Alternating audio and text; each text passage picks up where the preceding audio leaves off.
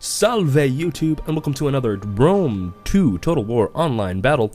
Today I am going to play Suebi versus Rome. I'm playing against my opponent Eloy from the CMH clan, and believe it or not, right before this battle I'd played him on exactly the same map, and I was trying a tactic and it didn't work, so I thought maybe I should swing it up a little bit, and I did. So let's take a look at the armies. I've got 3 chosen swords, 6 berserkers with 1 chevron, 4 of these heroic riders, 2 I think these are they're skirmishers, but they're lower tier. My opponent's army is composed of 2 units of war dogs, and he's very smart to bring them on a map like this because this is the Arce map, and you can see that there's a lot of trees.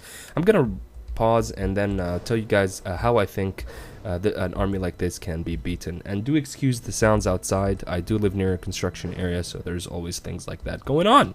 Anyway, his army is composed of 4 Praetorian Guard. It doesn't look like they've got any upgrades on them. Those guys are going to be tough to break. And then he's supporting them with a lot of gladiators. He's got 4 gladiators and then 4 Praetorian cavalry. Actually, let me close the window 1 second.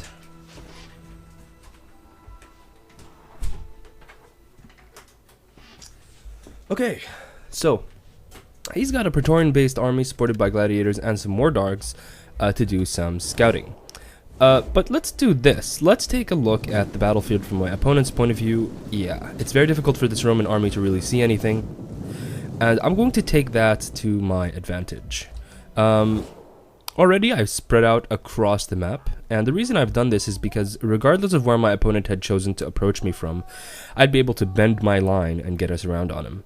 So seeing that he is coming towards this clearing, usually armies tend to go out towards clearings, and this is true in almost any total war. The main army doesn't want to be fighting in the trees just because you can't see your units, and if you can get a fight in the clearing, as Rome especially, it's really good for you. So I'm going to expose these units to him. So now that all he sees are these 3 berserker units and 3 of my cav, and what he's seeing is that I'm falling through the trees down here. At the same time now I'm realizing that he is going to be taking my bait. He's coming forward, and I'm going to be switching this small group of my units back and then bringing these ones through the cover of the forests over here. Very sneaky. And the battle system is messed up, the battle replay system. This battle was rainy and it was at night. So imagine how epic that would have been with these guys sneaking through the trees, preparing to ambush the incoming Roman army.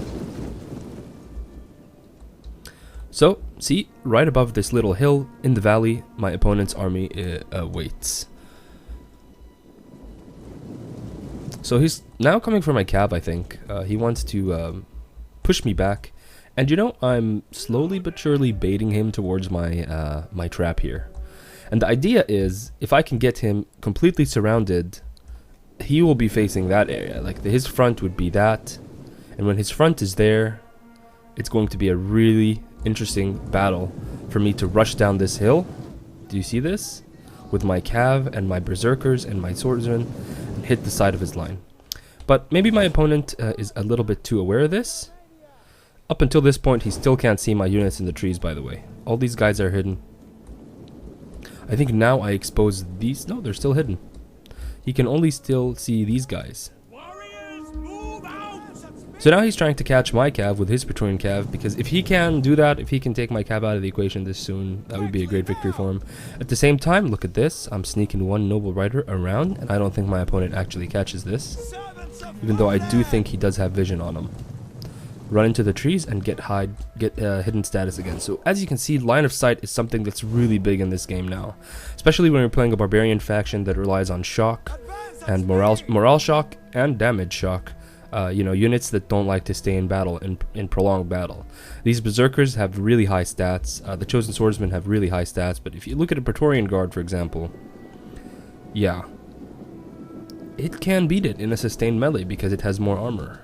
And it's on par in terms of attack and defense, and I think has a bit more attack. So you want to play these kind of barbarian armies with one focus in mind, and that is to try and isolate your opponent and try to deliver shock attacks at separate locations. Don't meet them head on, because I'm telling you, man, you won't win.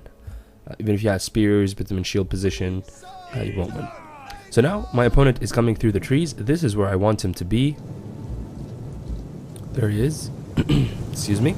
He's coming through the trees, and in the right moment, when he's far away enough from his line, I'm going to turn around, activate Frenzy Charge on my cavalry, Frenzy Charge on my berserkers, and I'm going to now surround his cavalry here in the trees. There's the charge. And at the same time, I'm going to smash into his Praetorian here. This is a legionary cav, actually. So 3 legionaries and 1 Praetorian. So his Praetorians are now in a prolonged melee with my troops. Over here in the forests, my swordsmen are still sneaky. And if you look through the trees, now they're gonna spring the trap. Oh, not quite yet. There we go. We're springing the trap, and we come right out of the trees. And look at this. Now my opponent is in complete disarray. His flank is being charged. His cavalry have pretty much been destroyed. And I'm hoping that I can kill these 2 Praetorian cav units before the rest of his main infantry line gets here. I'm going to try my best to do that. And finally they're starting to waver. They're starting to rout. And just in time, I'm going to be able to pull my units out of there. So here's some close-up battle for you guys. As you can see, I'm winning this fight. There we go. My units are joyous of their victory. And at the same time now, I'm going to press the attack at my opponent's backline over here. And he's going to start peeling off unit after unit. Look at this Praetorian Guard now. It's completely isolated. It's going to get attacked by everything I have. This is the shock attack that I'm talking about. Regardless of how elite this unit can be, or is, my units are going to be able to surround it, and it's going to rout because there's just going to be so much damage raining at it at once. My opponent here tries to form a line of gladiators. I'm not going to be too eager to commit. Over here in this blob, my berserkers are going to be the last remaining fighters, and my cavalry have done its job, or their job. I'm going to pull them out of there, and now engage with these gladiators. Now the gladiators have really high melee attack. But they don't have a lot of armor and health, as you can see. So it's really all about surrounding them and shooting them with missiles. In a head-on engagement, they'll do really well, even against cavalry. So you gotta do this kind of thing, you know? Hit them from the side, hit them from the rear. And at this stage... Oh, the game just crashed. Let me reload it up. Alright, sorry about that, guys. I'm back. The replay system is bugged, as you all know. Anyway, so we left off... Alright, well, it seems that I'm not going to be able to continue this battle with you guys, unfortunately, because the replay system is broken.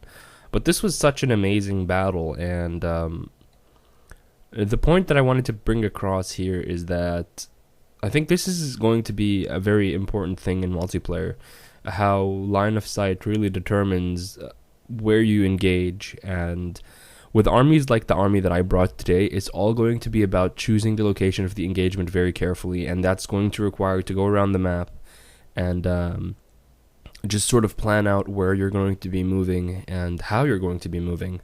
And you saw that my opponent had, better troops than I did. I mean, his cavalry was better than my cavalry, his infantry was better than my infantry, but it was all about getting them split up in different locations. Like even here now, you could see how, I've basically split up his forces, and he has a lot of units that are doing nothing, and that's what you're going to be trying to, try to be doing, I think, with this type of army. A lot of people ask for Suebi, so here it is. Anyway, guys, I hope you enjoyed this one. I remember to leave me a like or a comment telling me maybe I said something wrong, I did something wrong, maybe I did something right, maybe you have some advice for other people who want to try armies like this. I don't know, comment, let me know. Yeah, thanks for watching, guys, and I'll see you in the next one.